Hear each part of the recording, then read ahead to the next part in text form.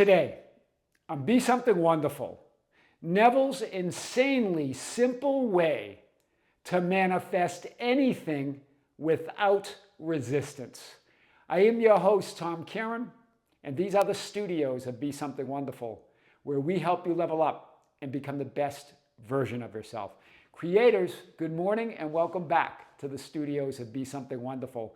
The legendary spiritual guru and teacher, Neville Goddard, gave us a blueprint to manifest anything, insanely simple blueprint to manifest anything without resistance.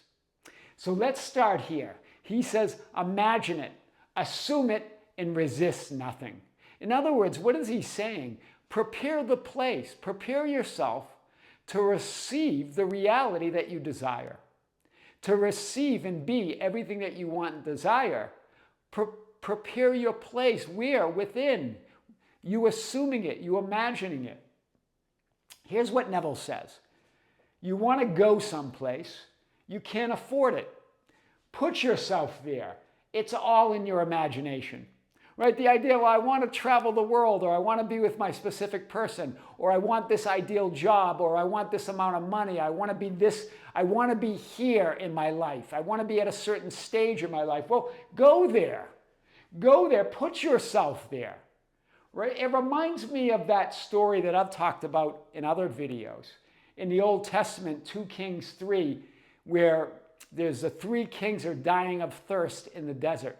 They're with their armies, and they're in the desert, and they pray to God. They call out to God, and God answers. What does God tell them to do? Remember, think of the setting here, the idea, the metaphysical lesson here. The 3 kings are in the desert. They're dying of thirst, right? Their armies are dying, falling over. And what does God tell them to do? Dig ditches. Pick up a shovel and dig a ditch in the middle of the desert, right? And said, dig ditches, dig those trenches, and they will be filled with water. Not a storm cloud or anything in the sky that indicates any water or rain or anything like that. And God says, you're not going to see wind or rain or clouds or any of that. But the trenches or the ditches will be filled, or this valley will be filled with water. But what do you got to do? You got to prepare your place. Remember, faith is preparation. It's loyalty, as Neville Goddard says, to that unseen reality. Dig the ditch, prepare your place, make the assumption, imagine it, be there, go there in your imagination, go there in your assumption, walk in that knowing, in that new identity, that new reality. Very powerful. Remember, it's all you, I am, and it's all here and now, like Moses answering God. Here I am. Moses was out inspecting that burning bush. Where are you, Moses? Here I am. Where are you? Prepare your place. Dig the ditch. In other words, it's all in the awareness of being you, here and now, being you as I am awareness. It's not out there. It's not in the future. It's you right now. You, this physically focused you, it's you. You are reality. It's all in the assumption of who you are here and now. Here I am. So go there. Go there in your imagination, in your assumption. But it's not just living. Some of you go, well, I don't want to just live in my imagination. The message is you are imagination. You're living in your imagination whether you want to or not. Everything is imagination. This whole thing is imagined. You're always living in your imagination. That's what life is. That's what existence is. That's what all that is. That's what Neville Goddard was trying to say. In other words, be that version of you here and now. Dig the ditch. Prepare your place. So let's unpack this like we never had before. In this lecture, Neville continues. And he says, okay, go put yourself there. And having gone there in your imagination, in your assumption, in other words, that I am here I am, and seeing the world from that point, as you see the world, see your reality from that point of view, from that vantage point, from that perspective. After all, that's what you're doing in every moment. You're seeing reality or who you are from a different vantage point or viewpoint or perspective. I love that, how Neville's talking about that here. Seeing the world from that point. You're going to go there. He says you're going to go there. In other words, you're going to have the physical experience. There's no doubt. He said, remember, where you are in the assumption of self, I am, in your imagination, you must be physically its law. It's the law of being. It's the law of assumption. It's the law of God. It's the law of one. The physical world, your reality, is a reflection of what you assume and agree to be true of yourself. It's law. It has to be. You go there, you put yourself there, it has to be where you are because there's only you. And Neville Goddard goes on to say, as your doubt is there and as you look out at the 3D physical conditions and the circumstances, but you say, well, I can't afford it. And Neville says, who's asking you if you can afford it or not? Who's asking anything about how you got there? If you are there, then you are there. In other words, if you put yourself there in your assumption, in your imagination, because there's only imagination, here and now, then you're there.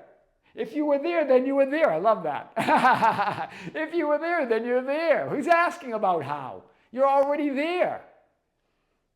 In other words, circumstances are absolutely irrelevant and don't matter. Resist nothing. Imagine it, assume it, resist nothing. Prepare your place, dig the ditch. There's no wind, there's no rain, nothing. Nothing indicates fulfillment except you. Dig in the ditch, knowing that you are fulfillment, that you are reality. Here I am, as Moses answered God. So, Neville Goddard continues, if man is all imagination, I am awareness of being, in other words, that awareness of being that you are, he must be wherever he is in imagination. In other words, you must be wherever you are in the assumption, the concept that you have of yourself and your reality. You see, go in your imagination, and having gone there and prepared it, by viewing the world from it, then you return here wherever you were physically. He's talking about this idea that as you go there in your assumption and your imagination, then even though it appears that you're in the same physical spot you were a moment ago, you're there now. You return to that physical idea of who you are. You're always there, right? But you prepared your place. You go in your imagination, in your assumption. And having gone there, Neville says, and prepared it by viewing the world from it, then you return here wherever you were physically, but you're still viewing the world from that assumption, from that imagined end. In other words, here's really what he's pointing out here. In other words, there is no separation between what you assume and imagine to be your reality and your physically manifested reality. That's what he's saying here. There's no difference. Since it's all here and now, you experience your imagined end physically by creating space between events, manifesting a bridge of incidents, as he calls it, as the imagined experience within unfolds without. This is what he's pointing to. Again, there's no separation between what you assume and imagine to be your reality and your physically manifested reality. Since it's all here and now, since it's all imagination, you experience your imagined end physically by creating space between those events. Because remember, you already are all that is. You're already in all your lives, all your experiences, all possibilities. How do you know yourself in a specific experience? You put space between events. What Neville Goddard called the bridge of incidents, as it unfolds from within you, as the imagined experience within unfolds without. This is what he gets to as he continues in this lecture. He says here, and then you are carried across a series of events, which you do not consciously devise. In other words, they unfold naturally. That's what he means. It doesn't mean you're unconscious or unaware. It means they unfold naturally from within you because you're in that end. You've been there. You are there. and then he goes across the bridge of incidence, what he calls the bridge of incidence. You move under compulsion. In other words, what's the compulsion? The influence that I am that I am. It's your own compulsion, you as source, the only energy there is, one energy, one source energy. He says you move under compulsion to fulfill the place where you are standing in your imagination. In other words, you dug the ditch, you prepared your place, you're there. This is happening naturally in every moment. You're always preparing your place. You're always standing in wherever you stand or assume. It's always being filled in with everything that you want and desire. Right? You couldn't want and desire it otherwise. Wow. The ancients revealed this in John 14:2. This is what Neville actually was pointing to. He talks about this in his other lectures and his books. In John 14:2, this is Jesus as your I am awareness of being talking here. This is Neville's blueprint. Let's talk about this. In my Father's house, there are many mansions. In my Father's house are many mansions.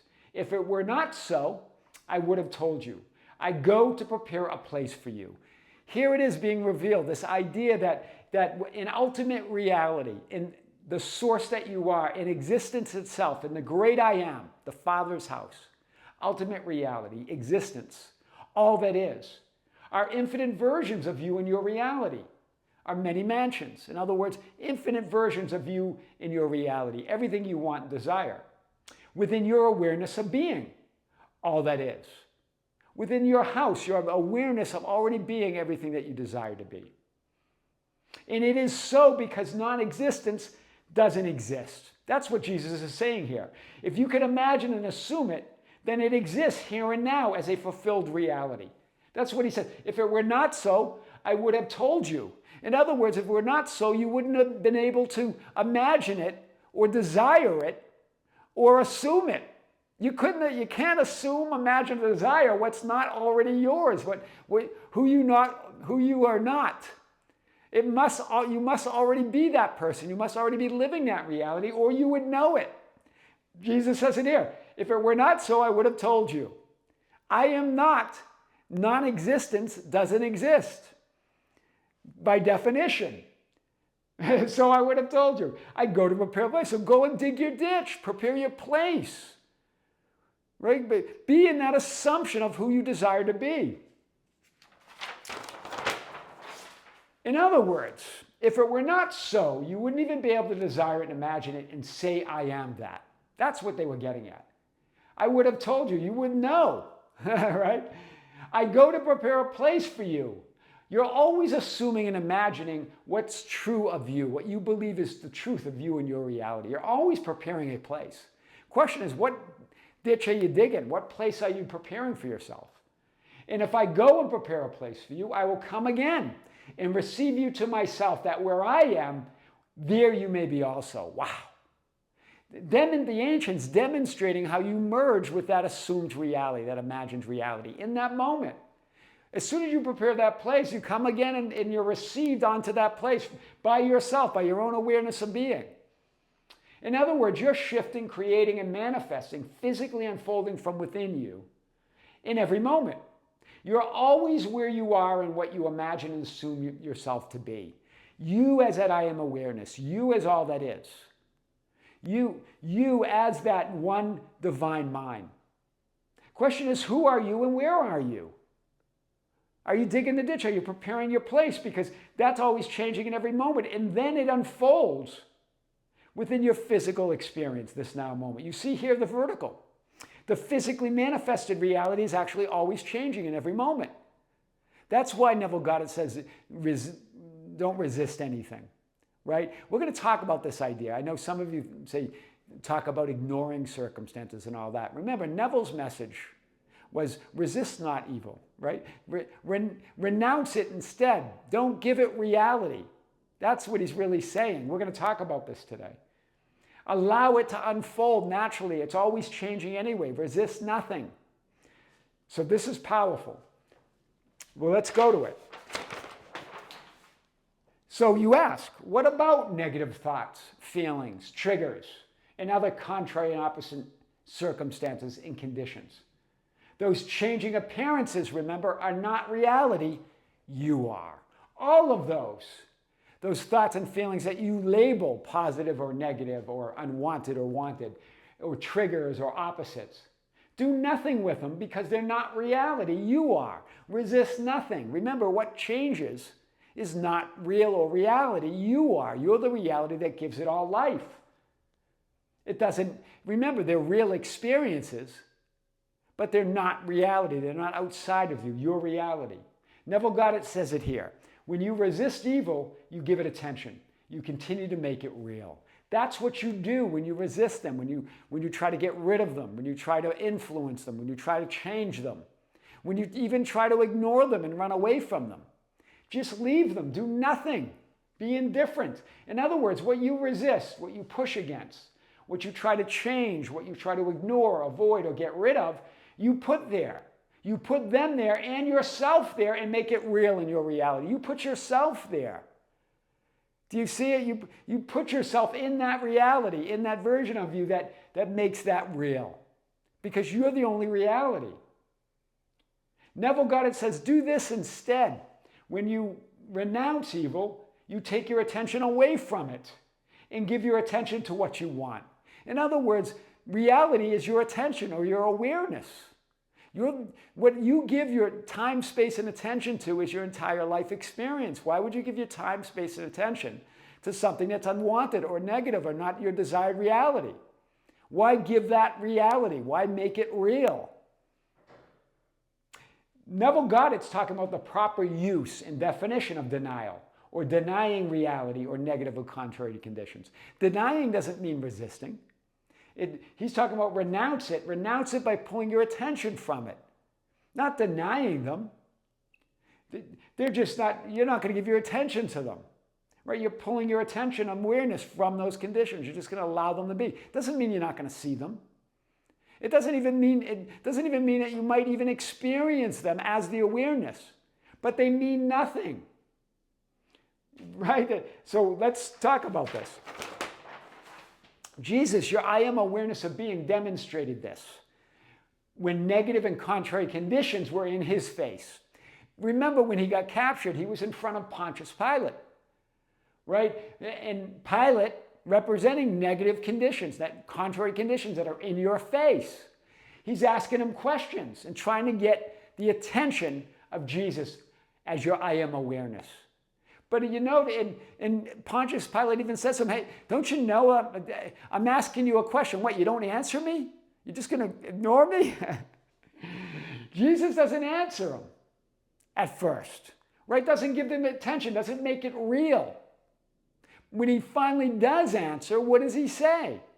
You would or could have, when Pontius Pilate says, don't you know I have the power or authority to crucify you or set you free? That's when Jesus finally answers, demonstrating the proper use of denial, the proper use of renouncing evil or the contrary conditions. He says, you would have or you could have no power or authority over me unless it had been given from above. In other words, that's the use of denial. You deny them power or authority. You deny the reality of them. Do you see? You're not trying to get rid of them. You're just saying you're denying the power and authority that they have over you as awareness itself. You as reality itself. He denied the power and authority Pilate had over him. Now that's denial. That's non-resistance. That's what it means. So when you talk about conditions in your face, it can't be more in your face than Pilate was in the face of Jesus. Right in his face. Right? Don't you know I have the power to crucify you or set you free? Jesus doesn't answer him, and then he finally answers. You would have no power. Absolutely none. Nothing. Zero. Zilch. Against me or over me. Any authority whatsoever unless I give it to you. Jesus, your I am awareness, conveying the idea that conditions are conditions, circumstances are circumstances, but I am. But I am reality. I am source.